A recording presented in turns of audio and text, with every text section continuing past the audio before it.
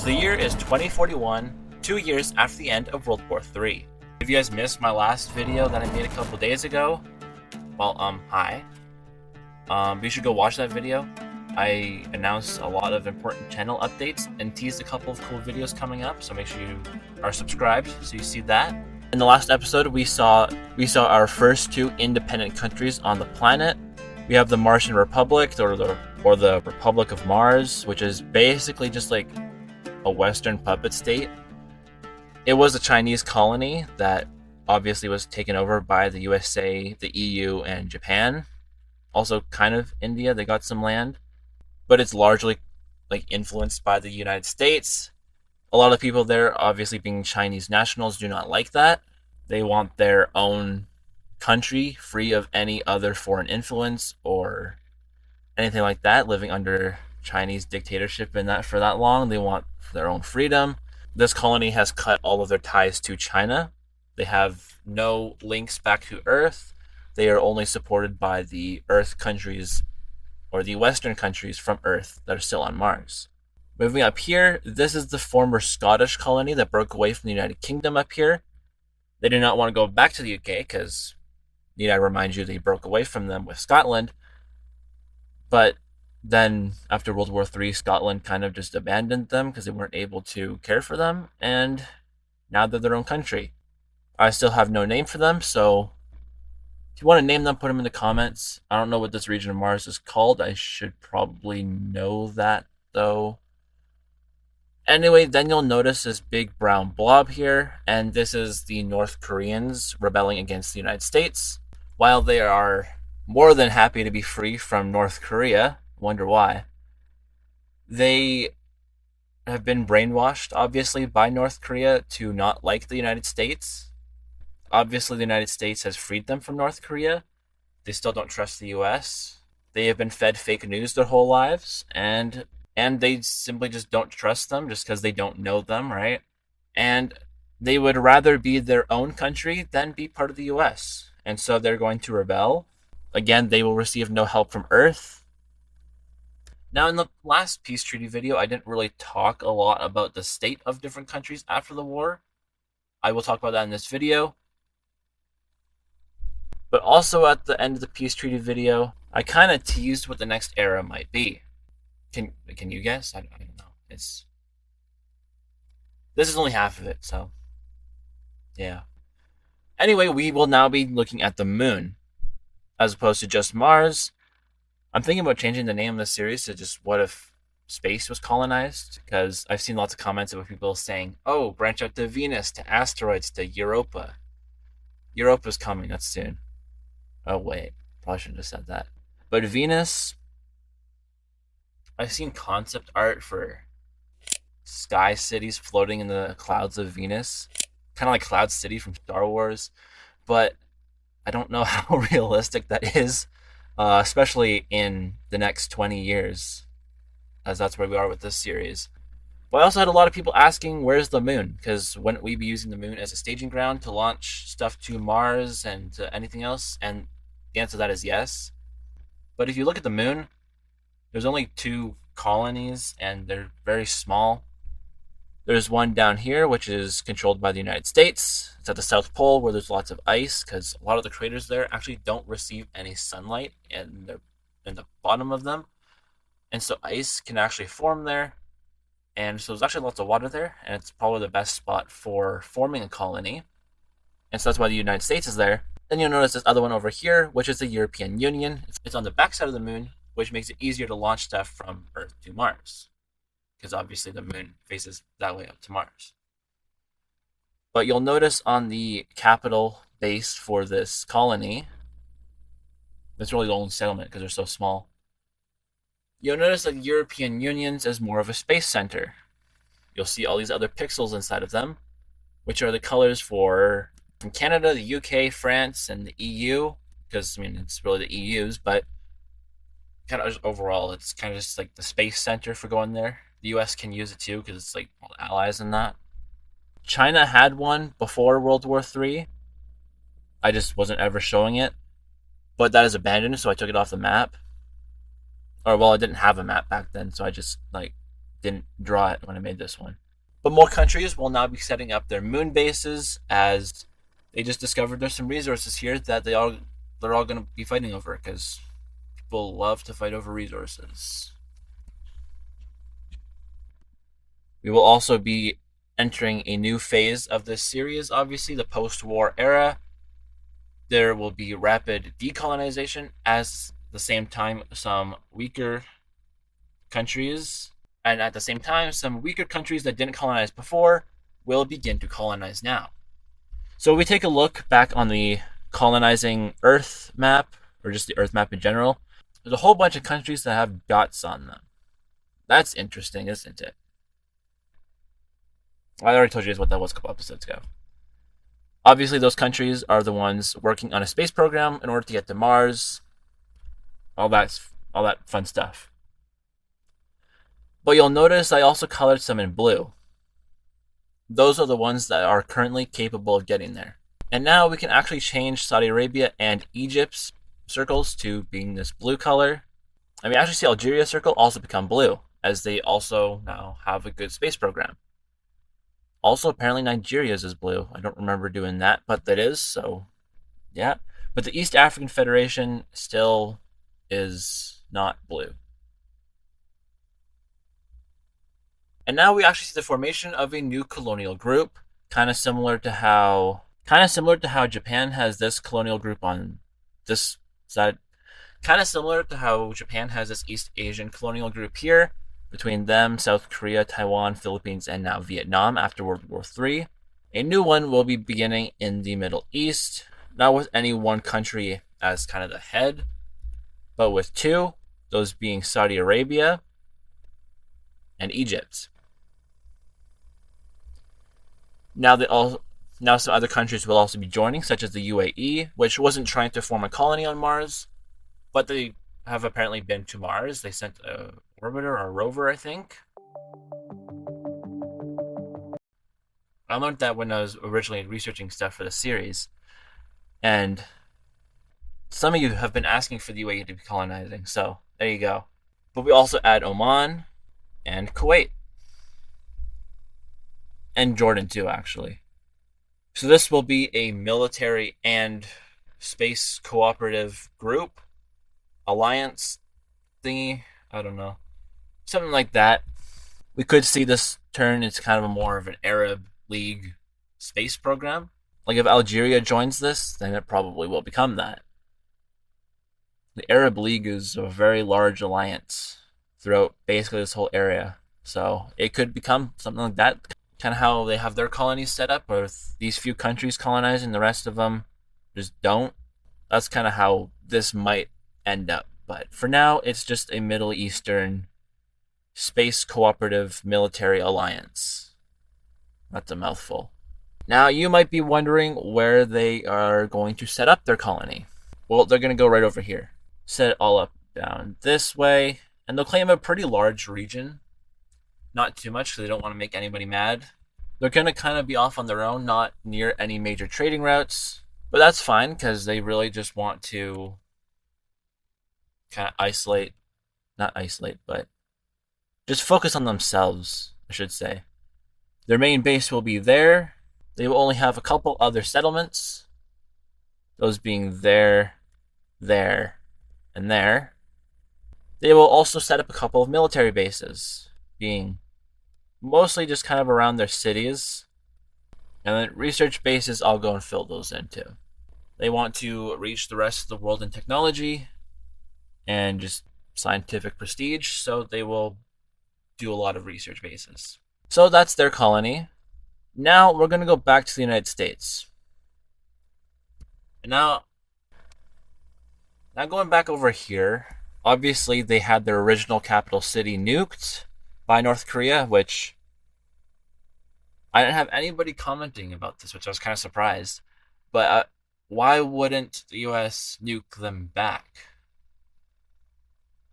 And that's a good question. Actual answer is I just kind of forgot. They probably should have. But the canon reason is that they just didn't want to escalate the nuclear war on Earth anyways. And they also kind of wanted this land for themselves because there's resources here and stuff, which is why they annexed their entire colony instead of making it a new country like they did with China's. That's mostly just because they wanted it for themselves and they didn't want to just nuke it into oblivion because they wanted to annex the people, like in the territory and the people living there, and they didn't want to like come across as the bad guys. They wanted to be the liberators, which is kind of what they did. But now they're rebelling against them. And now we will continue to talk about the US Civil War on Mars. So this rebellion is going to do quite well to start. It's most of the people living here. That's why they have all these cities under control. But they actually go and take over quite a few of the US military bases in the region, just making sure that the US cannot stop them. Well, these are former North Korean military bases now being used by the United States. So they're mostly going in there just to kind of retrieve some of their lost equipment and stuff. Obviously, this isn't just North Korea, it's also the Chinese that the US has taken over there. And this yellow country, the Martian Republic, there's some people there that don't like the US either. And they're also going to start rebelling against their pro-Western government, which is not made of Chinese or Asian people, but rather of Westerners to make sure that their government remains a democracy and all that. Yeah, it's not a good look. Yeah. So many people around these countries are working to overthrow their governments, one that will serve their people better instead of being more pro-Western. They can still be pro-Western. They just want new government that's more their people. But they rise up, and they're actually taking over a lot of land in the Martian Republic. Now, I should be clear, these groups do not want to unite all of the former Asian colonies. They just want better representation for themselves. Now, we should also talk a little bit about the economic state of the world after World War III. Going back to Earth, China did quite well in World War III. They got some land from India, from Myanmar, which was their ally, but they just annexed them anyways. They have a new puppet state in Vietnam, which they could probably just annex if they really wanted the land. North Korea is absolutely crippled. A lot of their land was occupied by South Korea, but China used all of their military, all of their reserves, everything in order to make sure that the West did not just roll them over, because they probably could have if they really tried. But a lot of the countries in World War III did not want to completely destroy the world. That's why NATO barely pushed into Russia, and Russia barely pushed into NATO. It was World War III nonetheless. There was millions of casualties, but it was far different than the previous two world wars. There was a lot of cyber warfare, a lot of just economic sanctions and tariffs and stuff, but not as much conventional fighting as there was in the previous two world wars. But because of all of the economic sanctions against China, against a lot of the red team countries, the world's economy has absolutely crashed. Some countries are doing better than others, such as the oil countries in the Middle East. They're profiting a lot because, well, they have oil, and oil is rich. But a lot of these countries are not doing very good economically, especially China, which is on the brink of collapse. They were thinking of uniting with North Korea because North Korea is not doing good either. But they're trying to work things out, and we'll see how long that goes. We'll see how well that goes.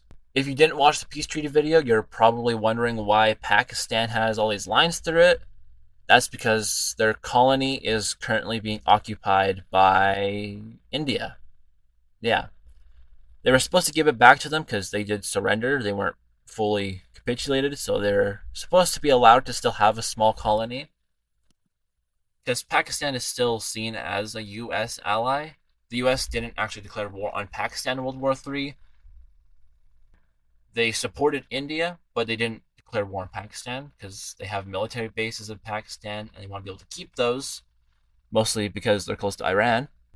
I wonder why they'd want that. But Now there's even more tensions in the region, mostly because India doesn't want to give back Pakistan's colony. This actually leads to Pakistan now declaring war on India. They want their colony back.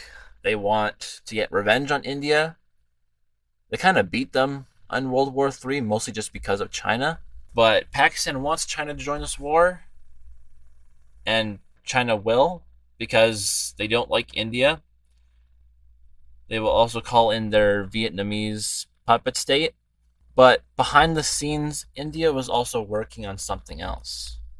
They were working on a new military alliance against China with Thailand and Vietnam. Obviously, these countries all worked together in World War III to take out China, or, well, kind of take out China. Stop China, I should say.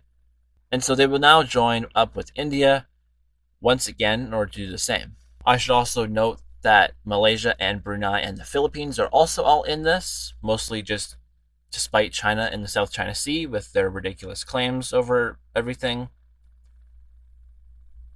And they also work very closely with the Japanese colonial group, East Asian colonial, I don't know what it should be called, something like that. They work very closely with them, so they could end up joining this war, but not right now. So the fighting will not start right now, but back on Mars, well, things aren't going too well for the Martian Republic. The rebel groups are getting ever closer to their capital. Oh, wait, they took it. Never mind. They're in their capital, and they take over some more military bases until eventually a new civilian government is set up, mostly run by, well, the people. They are remaining a democracy, of course, because they don't want any more authoritarian regimes taking place. And the Western countries will help to set up a better government, more representative of the people who actually live there, the Chinese people there. So all of these groups will go back. They will elect a new leader who is not pro-colonialism. So yeah, the Western nations really didn't do anything. They tried to stop this guy from getting in power and kind of lost. They kind of failed, I should say. And he's very like anti-colonialism. He wants to make the Martian Republic a very strong nation. The people here are very nationalistic about their country. They don't like the colonial influence that's still on Mars, and they hope to make their country the strongest on Mars. Because, I mean, right now they are. They actually are now supporting the rebels in the US. And now I should probably talk about the US a little bit. Mostly because of the economic collapse of China after World War III, which could lead to a actual collapse of the country. The US is also not doing so well economically. There's a lot of people in the US that are anti-colonialism now, and riots are breaking out, lots of stuff like that, protests. And so a lot of the people there are not happy about that. Obviously, a lot of people in their newly annexed lands in the Russian colonies and the Chinese and North Korean colonies are not happy about being under American control. The Russians are still debating about rebelling as well, but they're not doing that right now. They will just kind of be watching and seeing how well these ones do. And in one final event for this video, rebels begin to pop up in the annexed lands from the EU and Japan. There isn't a lot of people living here. Obviously, there is no settlements. But the people who do live here are rebelling. And let's see who can guess who's funding these rebels. I have no idea. I kind of lied when I said that was the last thing. I have a couple more things I want to do. Really just one more thing. If we look at where major cities are, it's not very plausible. Like the US Olympus Mons colony has been here for so long. It should be one of the stronger ones. So there should be more cities around here, I think. They have a lot more cities around their capital too. They don't have any cities out here yet because they kind of just annexed that land. But for some reason France doesn't really have any cities. Put one there. put one there, just kind of at the crossroads, and they'll put more around their capital. Obviously, these cities aren't just spawning here because that's not really how it works, but it kind of is at the same time. China, or not China, but the Martian Republic will also begin to build a lot more cities as they want to boost their population. The EU will also begin to build more settlements and cities, kind of just centered around their capital, but also out in the more undeveloped land that they've kind of just annexed. There's also a city in each of those rebellious groups. That's interesting. Japan, well, they probably should have a lot more cities too. They're the third country to colonize Mars, and yet they have like no cities. One there, that's a good spot, I think. Now a lot of people also moved out here. Those are most of the Chinese people that were there. So, yeah. Also, this little new country that doesn't have a name. You guys need to name it. They built 2 more cities.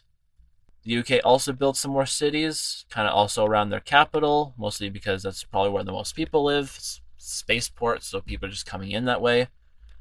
Built some more cities around their borders, and just kind of in general.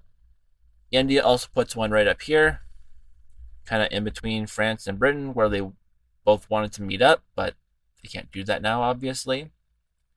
They'll begin to build more cities in the newly annexed Pakistan colony, mostly because they want Indians to go and move out there in order to kind of assimilate the Pakistanis.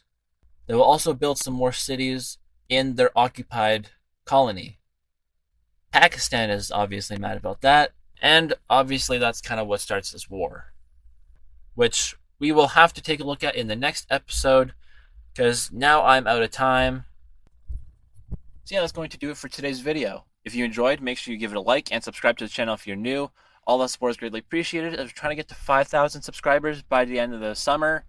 We're super close. We're almost at 4,000, so I'm really hoping we can get there soon. So make sure you're subscribed. I have some really cool videos coming out. If you didn't go see my update video where I did my face reveal that I posted Monday, I think it was, then make sure you go watch that because there's a lot of important information about that. So yeah, thanks for watching, and I'll see you in the next video.